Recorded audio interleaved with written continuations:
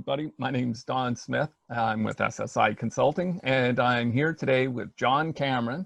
And we're going to be talking today about the occupational health and safety aspect of the COVID-19 as businesses are restarting after the shutdown. So, hello, John. How are you doing? Oh, Don, how you doing today? Good, thanks.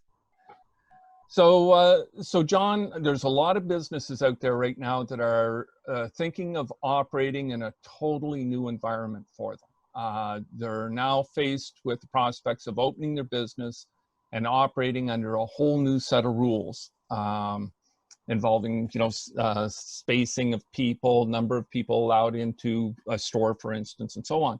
So with your background in occupational health and safety, having been working in the field for over 40 years, I know we're in an environment that nobody's really seen before or experienced in our lifetimes.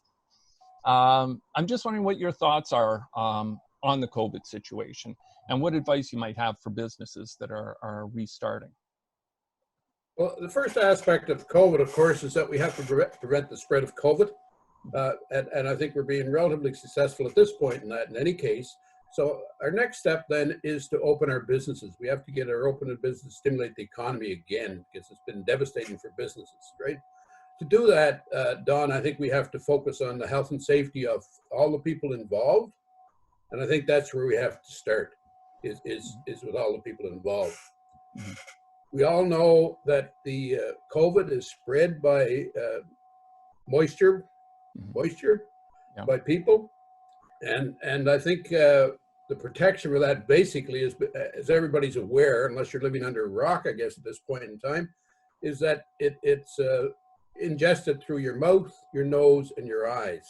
So when we open up our businesses, we have to take a look at how in our business we protect against the spread of COVID. Okay, so where would a business start? I know that in order for businesses to open up, they have to have a plan, right? And that's mandated, I think, by the governments or the health departments. But where should a business start in your mind? I think where the business has to start is first of all, go from the very beginning. Like, where are your people? Where do they come from? Where do they come into your plant?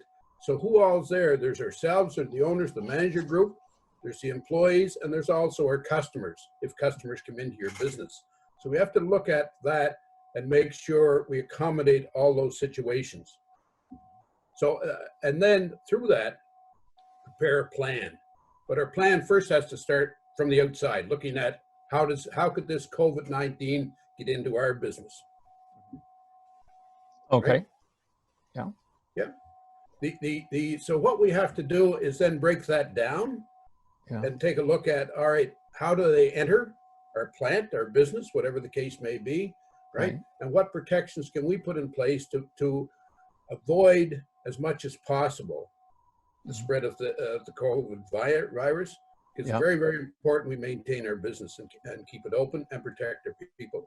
So first place we look at is, how do they enter the business or our plant? Okay, and then we have to go from there. When they enter their plant, are we going to do testing, temperature testing? Are we going to make sure they wear masks? Do they have to wear face shields? Or what is it they have to do to make sure we don't spread this virus in any case?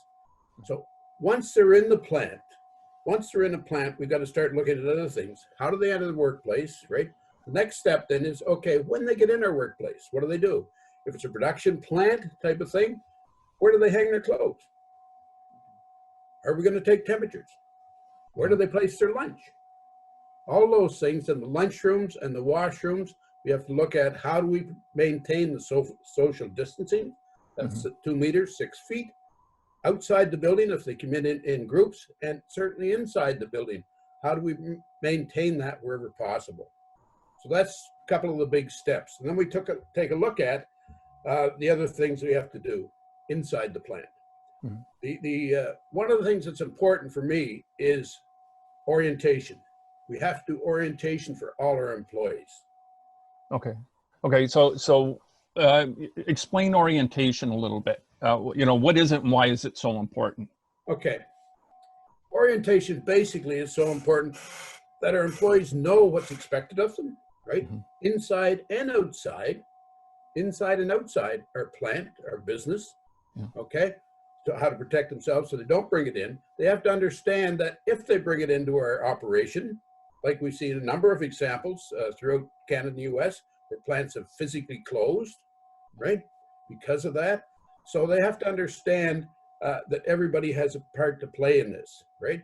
Right. The purpose of the orientation, and I very, very strongly suggest to organizations they do that orientation face to face, not virtual, Right. because we're going to be face to face in any case. So Yeah. we do those orientations in small groups, depending on the size of your operation, Mm-hmm. where we can maintain social distancing, right? Right. So we have to get our people involved. We have to get buy-in. Right. Any number of years ago, I was down in South Carolina one time, and I was in a guy's office that had many sayings on his wall, and this Right. is the one that stuck with me.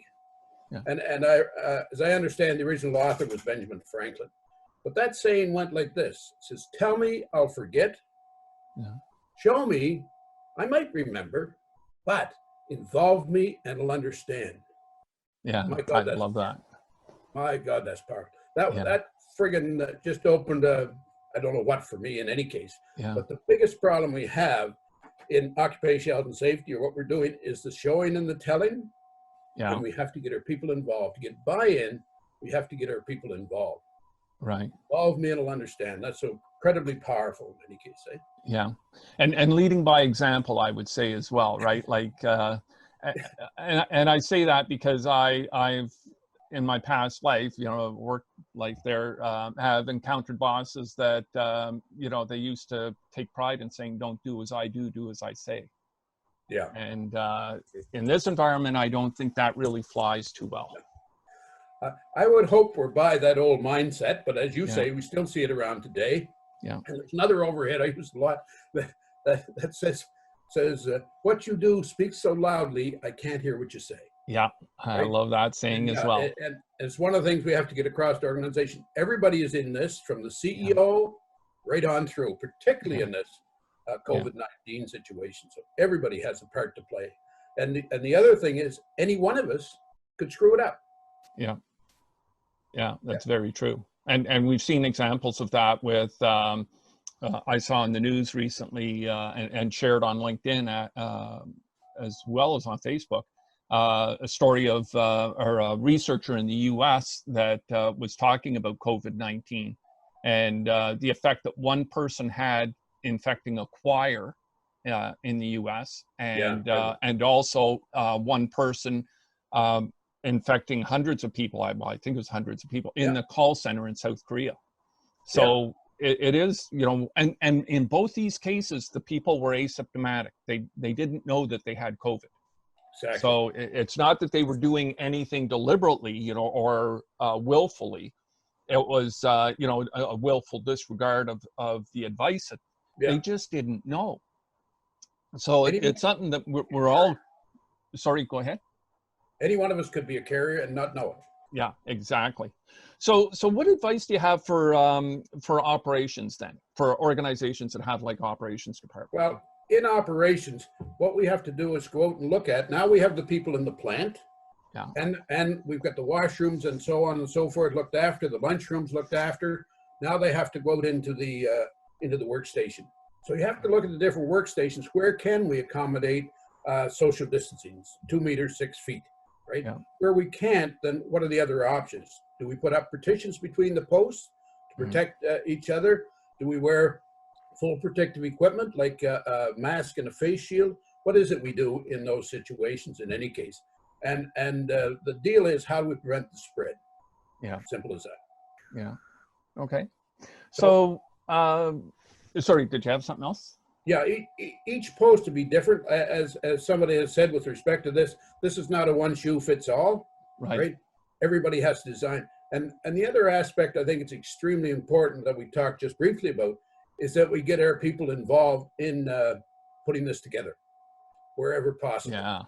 Yeah, because then they take ownership of it, right? Absolutely. And the people in the shops, in the workplace, will have ideas that we never even think of. Right? Yeah, that's a good point too. Yeah. Yeah, that's excellent. So tap that resource. Yeah.